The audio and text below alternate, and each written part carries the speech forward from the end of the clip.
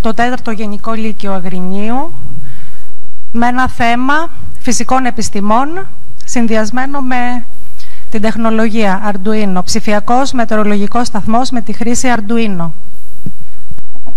Η πλατφόρμα Arduino δημιουργήθηκε με σκοπό την εύκολη ανάπτυξη ψηφιακών project από ανθρώπους που δεν είναι μηχανικοί.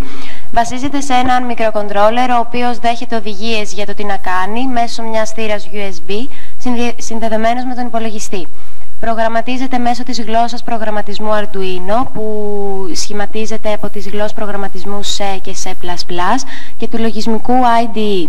Στο διαδίκτυο κυκλοφορεί ένας τεράστιος όγκος εφαρμογών για πλατφόρμες Arduino και οι δυνατότητες είναι πραγματικά ανεξάντλητες, πάσης φύσεως αυτοματισμοί, έλεγχος και καταγραφή διαφόρων παραμέτρων, ανάπτυξη ρομποτικών μηχανισμών και πολλά άλλα είναι εφικτά μέσω του Arduino. Εδώ βλέπετε τη συνδεσμολογία. Υπάρχουν διάφοροι αισθητήρες. Έχουμε ένα αισθητήρα υγρασίας, βροχόπτωσης, θερμοκρασίας και πίεσης. Όλοι οι αισθητήρες έχουν μια κοινή γραμμή τροφοδοσίας 5 V από την πλακέτα και συνδέονται παράλληλα. Ενώ για το σήμα χρησιμοποιούν ένα pin, εκτός από το BMP280 που χρησιμοποιεί 2 pin. Ο αισθητήρας υγρασίας εδάφους και αισθητήρας βροχόπτωσης έχουν αναλογικό σήμα, ενώ οι άλλοι δύο ψηφιακό σήμα. Εδώ βλέπετε τη διάταξη όπως την έχουμε φτιάξει εμείς. Σε αυτή τη διαφάνεια θα ασχοληθούμε με την αρχή λειτουργίας αισθητήρων βροχής και υγρασίας εδάφους. Παρατηρούμε πως όταν το έδαφος είναι νοπό, η τάση στα άκρα του διάκαινου είναι μικρότερη, ενώ όταν το έδαφος είναι στεγνό, η τάση στα άκρα του διάκαινου είναι μεγαλύτερη. Στη συνέχεια βλέπουμε στο σχήμα με πολύ απλό τρόπο πώς λειτουργεί ο μετεωρολογικός μας σταθμός.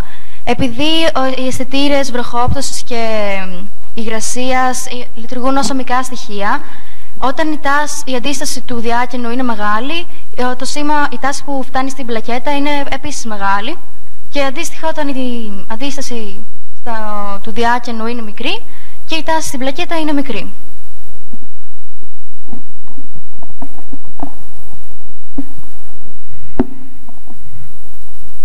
Δείτε πώς δουλεύει εδώ ο αισθητήρας υγρασίας. Προσέξτε τη μέση του σένσορα. Τώρα που το χώμα είναι βρεγμένο, λέει κιόλας ότι δεν χρειάζεται πότισμα ή ανάλογα αν χρειάζεται.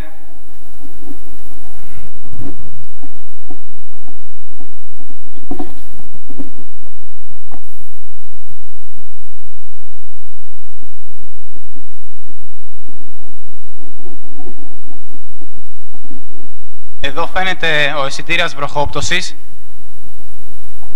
Ανάλογα με το πόσο γρήγορα πέφτει το νερό πάνω στον αισθητήρα, αλλάζουν και οι τιμές.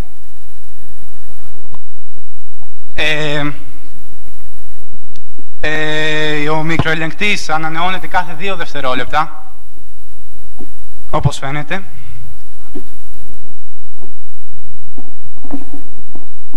Και εδώ φαίνονται οι διάφορες μετρήσεις που έχουμε κάνει και πώς αλλάζουν οι τιμές. Και σε αυτό το σημείο αξίζει να αναφερθούμε και στην πλατφόρμα που χρησιμοποιήσαμε.